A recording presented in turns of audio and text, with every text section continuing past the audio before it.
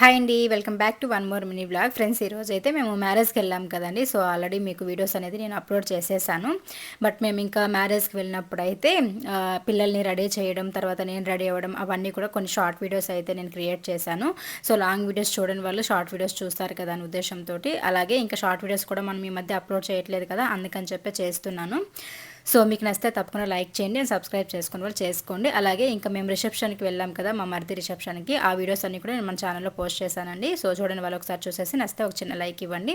And ఇంకా మేము ఆ రోజు అయితే రిసెప్షన్కి వెళ్ళే ముందు అత్తయ్య వాళ్ళ ఇంటికి అయితే వచ్చాం కదా, ఇంకా రాగానే ఒక 1 అవర్ 2 అవర్స్ అట్లా మాట్లాడుకుని ఆ తర్వాత అయితే పిల్లల్ని ఇద్దరిని కూడా రెడీ చేసేసాను ఫస్ట్.